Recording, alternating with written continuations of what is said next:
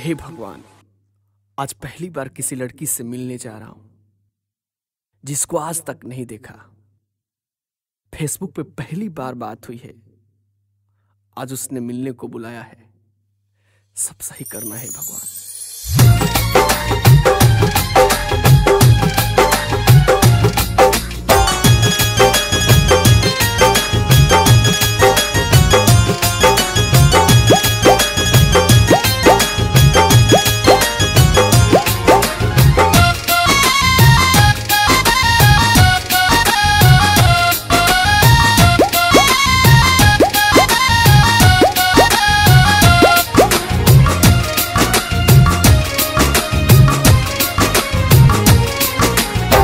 बड़ी फुर्सत से तोहके राम जी बनैले, चांद से चंदनिया लेके रूपवा सजैले।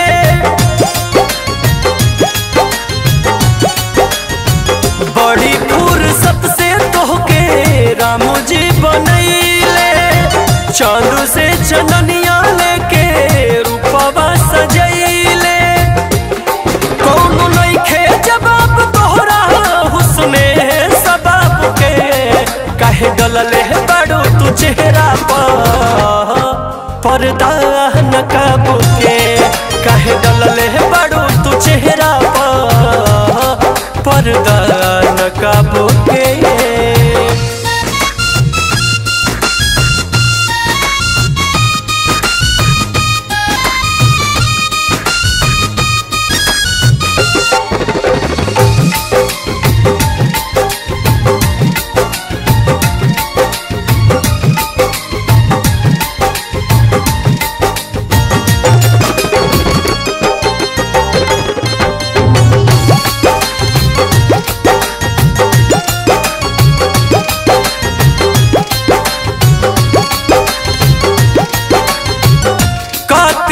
दावा कत्ल करे दिल के, ना जाने का भइल बा तोहरा से मिलके।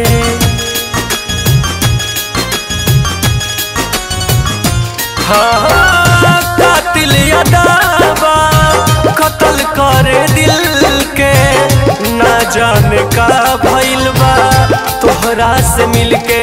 खिलल चेहरा बाटे ऐसे जैसे फुलवा गुलाब के, काहे डलले बाड़ू तू चेहरा पर पर्दा नकाब के, काहे डलले बाड़ू तू चेहरा पर पर्दा नकाब के।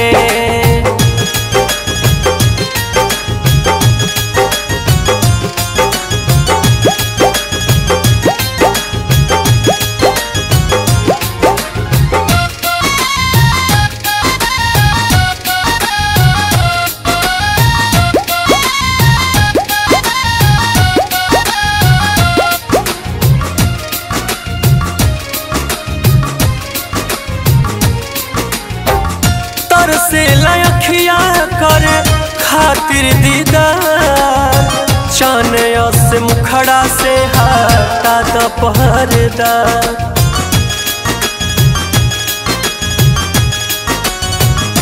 हाँ तर से लखिया कर खातिर दीदार, चाने से मुखड़ा से हटा द पर्दा। न सने ना में भरल डलले बाड़ू तू चेहरा पर पर्दा नकाब के, काहे डलले बाड़ू तू चेहरा पर पर्दा नकाब के।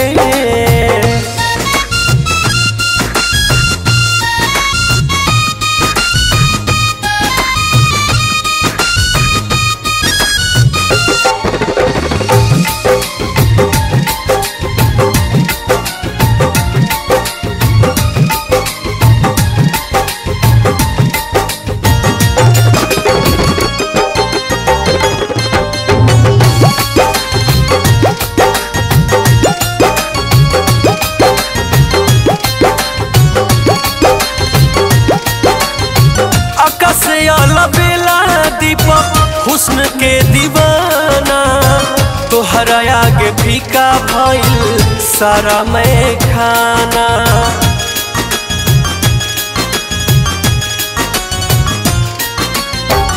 और रिंकू कुंदन दीपक हुस्न के दीवाना, तोहरा आगे फीका भइल सारा मैं खाना। चर्चा तोहरे हर तरफ बा, बात का बा जनाब के, कहे डलले बाड़ू तू चेहरा पर्दा नकाब के, कहे डलले बाड़ू तू चेहरा पर्दा नकाब के।